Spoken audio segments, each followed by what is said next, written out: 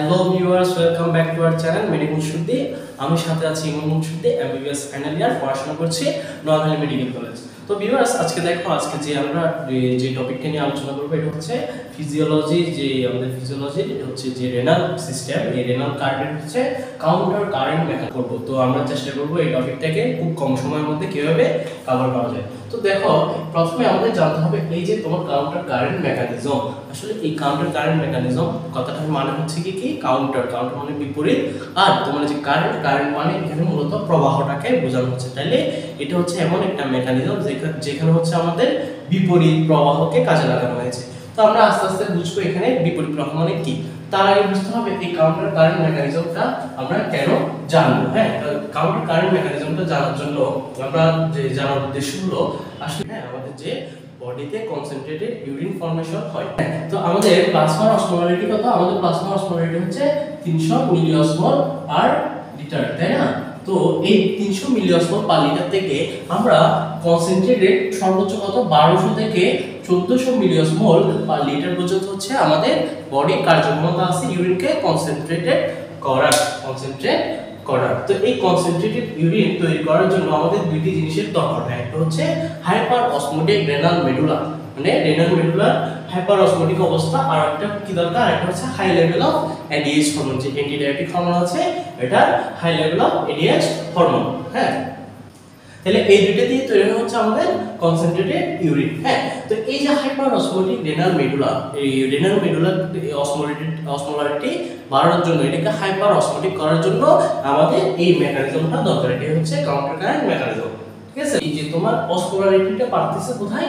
Renal মেডুলায়, তাই না? Renal medulla অসমোলারিটিটা বেশি লাগছে, হাইপার অসমোটিক রেনাল মেডুলা লাগছে। তাইলে এই জায়গাতে কাজ করে মূলত হচ্ছে আমাদের জাস্টা মেডুলারি নেফ্রন। কারণ শুধুমাত্র ওই নেফ্রনগুলোরই আমাদের যে লুপ অফ হ্যান্ডলিটা এটা হচ্ছে ওই মেডুলাতে যায়, কর্টিক্যাল নেফ্রনটা তেমন যায় না। এই জাস্টা মেডুলারি প্রায় হচ্ছে কত পার্সেন্ট? 25% নেফ্রন হচ্ছে আমাদের জাস্টা মেডুলারি। তো দেখো একটা নেফ্রনের ঠিক পার্ট থাকে, তাহলে একটা নেফ্রন হচ্ছে প্রক্সিমাল কনভোলুটেড টিউবিউল, এরপর হচ্ছে ডিসেন্ডিং লিম্ব, মানে এটা হচ্ছে লুপ অফ হ্যান্ডলি ডিসেন্ডিং লিম্ব, এটা হচ্ছে অ্যাসেন্ডিং লিম্ব, থিক সেগমেন্ট, এরপর হচ্ছে তোমার ডিস্টাল কনভোলুটেড টিউবিউল, এরপর হচ্ছে কালেক্টিং টিউবিউল, এরপর হচ্ছে কালেক্টিং ডাক্ট। তো এই কাউন্টার কারেন্ট মেকানিজমটা হচ্ছে দুইটা অংশ। আচ্ছা, প্রথমে হচ্ছে মাল্টিপ্লায়ার, হচ্ছে লুপ অফ হ্যান্ডলি। এই নেফ্রনের লুপ অফ হ্যান্ডলিটাকে আমরা বলা হয় মাল্টিপ্লায়ার, কারণ এই মাল্টিপ্লায়ারের মাধ্যমে মূলত আমাদের যে রেনাল মেডুলার হাইপার অসমোটিক অবস্থাটা তৈরি হয়। কিসের মাধ্যমে? এই লুপ অফ হ্যান্ডলির মাধ্যমে। আর এই যে হাইপার অসমোটিকটাকে হচ্ছে বজায় রাখে এক্সচেঞ্জ মেকানিজমের মাধ্যমে। এই হাইপার অসমোটিক অবস্থাটাকে মেইনটেইন করার দায়িত্ব হচ্ছে আমাদের বাসার একটা মানে হচ্ছে গিয়ে তোমার যে আমাদের রেনাল সাপ্লাই আছে, আমাদের রেনাল যে ব্লাড সাপ্লাই আছে এগুলোকে হচ্ছে সোজা অনেকগুলো ভেসেল সাপ্লাই দিছে, তাই না? এই সাপ্লাই দিছে যে কারণে এই সোজা ভেসেলগুলোকে আমরা বলি ভাসা রেক্টা। ঠিক আছে, এই ভাসা রেক্টার মাধ্যমে হচ্ছে আমাদের কি হয়, এই হাইপার অসমোটিক অবস্থাটা হচ্ছে কি হবে আমাদের মেইনটেইন হয়। এরপর আমাদের যেটা জানতে হবে এটা হচ্ছে পয়েন্ট অফ ভিউ এর মধ্যে, পয়েন্ট অফ ভিউতে আমাদের যে পয়েন্টগুলো জানতে হবে এটা হচ্ছে এই যে আমাদের যে ডিসেন্ডিং লিম্ব, পাশাপাশি প্রক্সিমাল যে কনভোলুটেড টিউবিউল, হ্যাঁ, এটা হচ্ছে এই permeable to both waters and ion. এটা দিয়ে আয়ন যেতে পারে, ওয়াটার যেতে পারে, কিন্তু যে অ্যাসেন্ডিং লিম্ব এটা দিয়ে শুধুমাত্র আয়ন যেতে পারে, কিন্তু কোনো ওয়াটার যেতে পারে না। It is impermeable to water. এবং কিসের, তুমি যদি এখানে কি দাও, মানে এডিএইচ যদি in the presence of ADH, হ্যাঁ, যদি এডিএইচ থাকে সেক্ষেত্রেও কিন্তু এটা ওয়াটার দ্বারা পারমিয়েবল নয়, এটা কিন্তু ওয়াটার পারমিয়েবল হতে পারবে না। তো এডিএইচ থাকলেও। তো এরপর হচ্ছে এই যে আমাদের যে আয়নসের প্রতি পারমিয়েবিলিটি এটা কিন্তু থিন থেকে আবার থিক সেগমেন্টে আরো বেশি। ওয়াটার ইমপারমিয়েবল তো ঠিক আছে, কিন্তু তোমার যে হচ্ছে আয়নের যে হচ্ছে পারমিয়েবিলিটি এটা থিন থেকে আবার থিকে বেশি, থিক দিয়ে আরো বেশি আয়ন পাস করতে পারে। আর হচ্ছে ডিস্টাল কনভোলুটেড টিউবিউল আর হচ্ছে কালেক্টিং ডাক্ট, এই কালেক্টিং টিউবিউল আর কালেক্টিং ডাক্ট যা আছে এখানে হচ্ছে তোমার এই আয়নস দিয়ে এরা হচ্ছে অ্যাসেন্ডিং লিম্বের মতো পারমিয়েবলস টু আয়ন, বাট এগুলো কিন্তু আবার এডিএইচ, যদি এখানে তুমি এডিএইচ দাও সেক্ষেত্রে কিন্তু এরা ওয়াটারের প্রতিও পারমিয়েবল হতে পারে। মানে এদিকে যখন এডিএইচ থাকে তখন কিন্তু তারা আয়নসও যাবে এদিক দিয়ে, ওয়াটার যাবে, কিন্তু যদি এডিএইচ না থাকে সেক্ষেত্রে শুধুমাত্র আয়ন যেতে পারে। তো তো দেখো এখন আমরা এই যে পয়েন্টগুলোর উপর ভিত্তি করে হচ্ছে এই লুকোফেলি কিভাবে তোমার মেডুলার ইন্টারস্টিশিয়ামের অসমোলারিটিটাকে বৃদ্ধি করে এটা আমরা দেখব।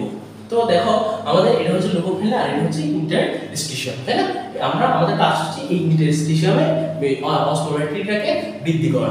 তো দেখো এই আমাদের হচ্ছে প্লাজমা আর প্লাজমার এই ভেসেলের বাইরে যে অংশটা, কোষের বাইরে এই অংশটা হচ্ছে ইন্টারস্টিশিয়াম, তাই না? তো এই ইন্টারস্টিশিয়াম আর হচ্ছে প্লাজমা অসমোলারিটি প্রথমত হচ্ছে সেলকার প্লাজমা অসমোলারিটি আমরা জানি 300 মিলিঅসমোল পার লিটার, পাশাপাশি যে ইন্টারস্টিশিয়াম এটা হচ্ছে 300, এবং এই দুটো সব সময় একই হবে। কেন বলতো এই দুটো একই হবে? কারণ এই জায়গাটা তো আমরা permeable to water and ion both, মানে একদিক দিয়ে ওয়াটার যেতে পারবে, আয়ন যেতে পারবে।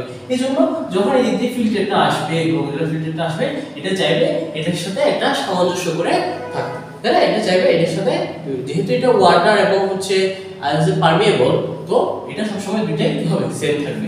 এবার আসো এই অংশটাতে, এই অংশটাতে দেখো এই অংশটাতে কি হলো, এই জায়গাটা হচ্ছে অ্যাসেন্ডিং লিফট, এটা পানি কিন্তু যেতে পারবে, এটা দিয়ে শুধুমাত্র আয়নস পারমিয়েবল।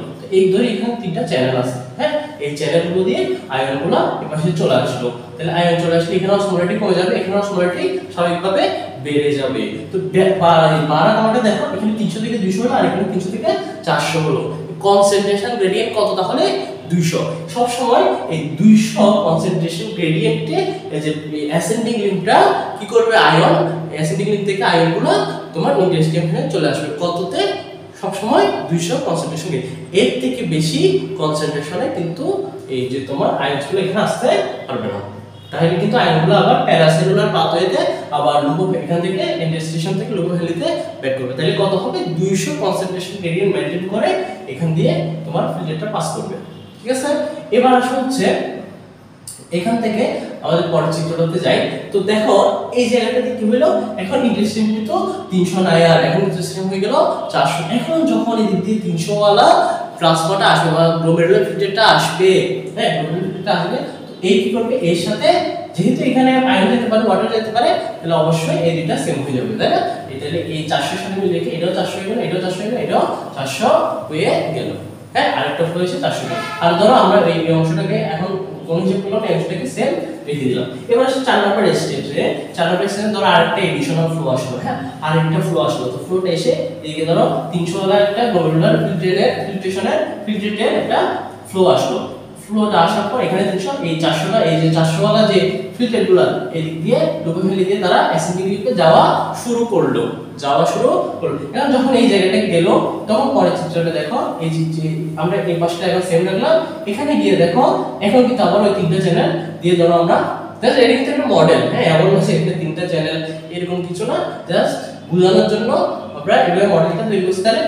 এই যে 400, তারপর এই যে 400টা এখান থেকে এটা হয়ে গেল 300, এই 400টা গেল 500, আবার এখানে ছিল 200, তাহলে ওই যে আগে কিছু অংশ ছিল, আগে গ্লোমেরুলার ফিল্টারেশন 200 ওয়ালা, এই 200 থেকে আবার এখানে 50 চলে আসলো, 150, 350, মানে এই 150 বা হচ্ছে 300, মানে আমার কনসেন্ট্রেশন গ্রেডিয়েন্ট কত রাখতে হবে সব সময়? 200। এই যে 200 এটা হয়ে গেল 350, 150, 300, 500, 300, 500, তাহলে কনসেন্ট্রেশন গ্রেডিয়েন্ট কত হলো? এই যে তোমার 200 করে আমরা হিসাব করলাম, বুঝে গেছে? তো এবার আবার এই অংশটা তাহলে দেখো আলটিমেটলি আমাদের এখানে তোমার কত ছিল, এখানে আমাদের এই ইন্টারস্টিশিয়ামে অসমোলারিটি ছিল হচ্ছে 300, এখান থেকে হয়ে গেল 500। ঠিক এভাবে, হ্যাঁ, এই জায়গাটাতে যখন এখান থেকে আমরা এখানে গেছি, এই যে এই 300, 500, 500, তো এখন এইদিকে যখন 300 ওয়ালা ফিল্টার আসবে, তখন এটা আবার 350, মানে এটার সাথে সেম হয়ে যাবে। আবার এটা এইদিকে যাওয়ার সময় আবার চ্যানেল দিয়ে কি হবে, তিনটা চ্যানেল দিয়ে আবার হচ্ছে কিছু আয়ন এখানে এসে হচ্ছে আবার এই ডিসপ্লেসমেন্ট ঘনত্ব বাড়িয়ে দিই। এইভাবে আলটিমেটলি তোমার সাইকেল রিপিট হতে হতে আমাদের মেডুলার টিপ অফ দা মেডুলার যে ইন্টারস্টিশিয়াম এখানে কত অসমোলারিটি 1200 পর্যন্ত হতে পারে, যদিও হাইয়েস্ট 1200 থেকে 1400, কিন্তু আমরা হাইয়েস্ট কত পর্যন্ত 1200 পর্যন্ত হতে পারে। এইভাবে দেখো, তো যখন ফিল্টারটা আসে, তো ধরো একটা যখন গ্লোমেরুলার ফিল্টার আসবে, এখানে আসলে সে 300, মানে একটু পর্যন্ত 1200, সে তো এদিকে তো সেম ইন্টারস্টিশিয়ামের সাথে, এদিকে যখন উঠবে তখন উঠার সময় কত গ্রেডিয়েন্ট উঠবে? 200 গ্রেডিয়েন্ট। এই 500 থেকে 700, 800 থেকে 800 থাকলে 1000 থেকে 800, 500 থেকে 500, 300 থাকলে 100, এই গ্রেডিয়েন্টে উঠতে থাকবে। তো আমাদের এখানে মূলত কাজ হচ্ছে এই 300 থেকে 1200 মেডুলার, এই 1200 মিলিঅসমোল পার লিটার কি অসমোলারিটি মেডুলারি ইন্টারস্টিশিয়ামের মধ্যে তৈরি করা। কি দিয়ে তৈরি করা? লুপ অফ হেনলি দিয়ে, এই হেনলির মাধ্যমে তৈরি করা। এবং এটা কেন তৈরি হয়? কিছু আয়নসের কিসের জন্য? বিশেষ করে transport of the sodium ion and transport of the potassium and others ion. এবং পাশাপাশি এখানে আমাদের ইউরিয়া, একটা সাবস্টেন্স, ইউরিয়ার ভূমিকা আছে। ইউরিয়ারও প্রায় 40 থেকে 50% ভূমিকা আছে, যদি এটা আমাদের এখানে অন্তর্ভুক্ত নয়। তো আমাদের যে এটা জানতে সেটা হচ্ছে আমরা কিভাবে মানে মাল্টিপ্লায়ার দিয়ে হাইপারঅসমোটিক মেডুলারি ইন্টারস্টিশিয়ামটা তৈরি করলাম। সো ভিউয়ার্স, আমরা জানি হচ্ছে কাউন্টার কারেন্ট মেকানিজমে এক্সচেঞ্জার হিসেবে কাজ করা হচ্ছে আমাদের ভাসা একটা। তো এই ভাসা একটা আসলে কিভাবে কাজ করে? এটা হচ্ছে মূলত যে হাইপারঅসমোটিক, আমি এত কষ্ট করে যে এই লুকোফেলি কি করলো, এই যে সোডিয়াম, পটাশিয়াম বা ক্লোরাইড আয়ন বা আদার্স যে আয়নগুলোকে এখানে জমিয়ে রাখলো, এই আয়নগুলোকে যাতে কি করতে না পারে, এগুলো যাতে বেরিয়ে যেতে না পারে, এটাই হচ্ছে কার কাজ? এটাই হচ্ছে আমাদের ভাসার একটা কাজ। হ্যাঁ, এটাই হচ্ছে আমাদের ভাসার একটা কাজ। না হলে তো এই যে তোমার যে রেনাল মেডুলার ইন্টারস্টিশিয়ামের যে হাইপারঅসমোটিক অবস্থা, এটা কিন্তু কিছুক্ষণ পরেই আমাদের অল্টার হয়ে যেত যদি এখানে ভাসার একটা কাজ না করতো। এক নম্বর হচ্ছে তার যে একটা এক্সচেঞ্জ মেকানিজমটা আছে, পাশাপাশি এখানে মেইন যে হচ্ছে আমাদের যে ভাসার একটা যে ব্লাড ফ্লো, এটা কিন্তু অনেক স্লো। এই জন্য সে তার এক্সচেঞ্জ মেকানিজমটা করতে পারে এবং আমাদের যে হাইপারঅসমোটিক অবস্থা এটাকে বজায় রাখতে পারে। তো দেখো, আমরা এই যে ভাসার একটা হচ্ছে কি লুপ অফ হেনলি কিভাবে অবস্থান করে, এটাকে একটা ডায়াগ্রামের মাধ্যমে বোঝানোর চেষ্টা করছি। তো এটা হচ্ছে আমাদের লুপ অফ হেনলি, এই মাঝখানে এই অংশটা হচ্ছে আমাদের ইন্টারস্টিশিয়াম, আর এই যে ডটের দেওয়া অংশটা হচ্ছে ভাসা রেক্টাম। হ্যাঁ, তো এই দিক থেকে ধরি আমরা যেভাবে শিখছি কিছুক্ষণ আগে, যে এই দিক থেকে আমাদের গ্লোমেরুলার ফিল্ট্রেটের যে ফ্লোটা এটা হচ্ছে এদিকে, আর এই ভাসা রেক্টার ব্লাড ফ্লো হচ্ছে এদিকে। খেয়াল করলে দেখবা এটা হচ্ছে এই পাশে, এটা হচ্ছে, তাহলে প্রবাহটা কি? প্রবাহটা হচ্ছে বিপরীত পাশে। তো এখান থেকে আসলে আমাদের নামটা এসেছে কাউন্টার কারেন্ট মেকানিজম, মানে যে ফ্লো দিয়ে আমার কে যাচ্ছে, গ্লোমেরুলার ফিল্টার যাচ্ছে, ব্লাড তার ভাসার একটা দিয়ে বিপরীত পাশে প্রবাহিত হবে। তো এখন দেখো, এখন এই অংশটা কিন্তু আমরা অনেকটা জানি। আগের মতো এই 300, 500, 700, 900, হ্যাঁ, এটা আমরা দেখে আসছি, তাই না? এই যে 300, 300, 500, 500, তো এই মেডুলারি ইন্টারস্টিশিয়ামের সাথে কি হচ্ছে, গ্লোমেরুলার ফিল্টারের অসমোলারিটিটা আস্তে আস্তে বাড়তেছে, তাই না? একই থাকার জন্য বাড়তেছে। তো যেহেতু বাড়তেছে, তার থেকে এটা আয়ন এবং ওয়াটারের জন্য কি পারমিয়েবল, যেহেতু বাড়তেছে, সেক্ষেত্রে এখান থেকে কি বেরিয়ে যাচ্ছে? অবশ্যই অসমোলারিটি যখন বাড়বে কি বেরিয়ে যাবে? অবশ্যই পানি বেরিয়ে যাবে, ঘনমাত্রা বাড়তেছে না, পানিটা বেরিয়ে যাচ্ছে। ঠিক আছে, এরপর 1200 আস্তে আস্তে এখানে পৌঁছালো। হ্যাঁ, এবার যখন 1200 এই দিক থেকে যখন উঠবে, তখন আমরা জানি কি সোডিয়াম, পটাশিয়াম, ক্লোরাইড এগুলো বেরিয়ে আসতে থাকবে এবং এই কনসেন্ট্রেশন গ্রেডিয়েন্টটা তখন কত 200 করে এদিকে কি হবে, কমতে থাকবে। 700, 500, 900, 700, 500, 300, 300, 100। তো এখানে আমাদের কি হয়, এই তোমার কি হবে যে এই অসমোলারিটিটা 200 কনসেন্ট্রেশন গ্রেডিয়েন্টে কমতে থাকে। যার কারণ এখানে কি হয়, এই যে সোডিয়াম, পটাশিয়াম, ক্লোরাইড এগুলো বেরিয়ে যায়। হ্যাঁ, তো একটু পর্যন্ত আমরা এর আগে যে হচ্ছে লুকোফেলি এখানে আমরা দেখছিলাম। এখন দেখো, এখন আমাদের প্লাজমা মানে ভাসার একটার মধ্যে কি হয়। তো ভাসার একটা আমরা জানি, ভাসার একটা কি, ভাসার একটা যেহেতু এই তোমার পাশে ইন্টারস্টিশিয়াম, সে সবসময় ইন্টারস্টিশিয়ামের সাথে সেম অসমোলারিটি মেইনটেইন করবে। তো এখন মেইনটেইন করতে যাই, এই যে 300, দেখো এই 300, 500, 700, 900 আস্তে আস্তে ভাসার একটা কি পারমিয়াবিলিটি বাড়তেছে। কেন বাড়তেছে? কারণ যখন ইন্টারস্টিশিয়াম থেকে এগুলো ইন্টারস্টিশিয়ামে এই পাশ থেকে যেহেতু এদিকে যাওয়ার সময় যখন এই সোডিয়াম, পটাশিয়াম, ক্লোরাইডগুলো এখানে চলে আসতেছে, হ্যাঁ, তখন এগুলোর সাথে সাথে প্লাজমাতে চলে আসতেছে। তো প্লাজমার মাধ্যমে এগুলো কোথায় আসলো, এই যে প্লাজমাতে চলে আসলো এবং এই প্লাজমার অসমোলারিটি আস্তে আস্তে এগুলোর কারণে বৃদ্ধি পাচ্ছে। ঠিক আছে, বৃদ্ধি পাওয়ার সাথে সাথে আবার যখন এই পাশে আসলো, এদিকে কি হচ্ছে, এই সেম অসমোলারিটির জন্য কি হয়, এই যে 700 থেকে 900 হলো, 900 থেকে 500 হলো, তার মানে এই যে অসমোলারিটি আস্তে আস্তে বাড়তেছিল না। হ্যাঁ, তো এই সময় কি হচ্ছে, সে পানি বের করে দিচ্ছে না, এই সময় গ্লোমেরুলার ফিল্ট্রেশন থেকে পানি বের করে দিচ্ছে, এই পানিটা আবার ভাসার একটা দিয়ে প্রবেশ করলো। এই প্রবেশ করার ফলে আবার ভাসার একটা 900, 700 পানি যেহেতু ঢুকতেছে, আস্তে আস্তে অসমোলারিটি কমে আবার 300 হয়ে গেল।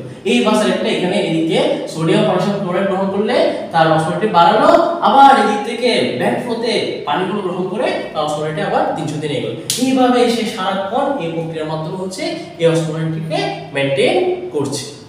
তো ভিউয়ার্স, এইভাবে হচ্ছে লুপ অফ হেনলি আর হচ্ছে ভাসার একটা তাদের কাউন্টার কারেন্ট, হ্যাঁ, বিপরীত প্রবাহের মাধ্যমে আমাদের এই যে হাইপার অসমোটিক অবস্থা, হ্যাঁ, মিডুলারি সিস্টেমের হাইপার অসমোটিক অবস্থাটাকে কি করতেছে, মেনটেন করতেছে, যার কারণে মানুষ বিভিন্নভাবে যখন তার পানি স্বল্পতা হয় তখন কনসেন্ট্রেটেড ইউরিনের মাধ্যমে হচ্ছে গিয়ে সে টিকে থাকতে পারে, তাই না? তো এই হচ্ছে আমাদের কাউন্টার কারেন্ট মেকানিজমকে নিয়ে আমাদের মোটামুটি একটা কনসেপ্ট। তো থ্যাঙ্কস টু অল, সবাইকে আমার চ্যানেলটি লাইক, কমেন্ট, সাবস্ক্রাইব করে পাশে থাকা অনুরোধ রইল। ধন্যবাদ সবাইকে।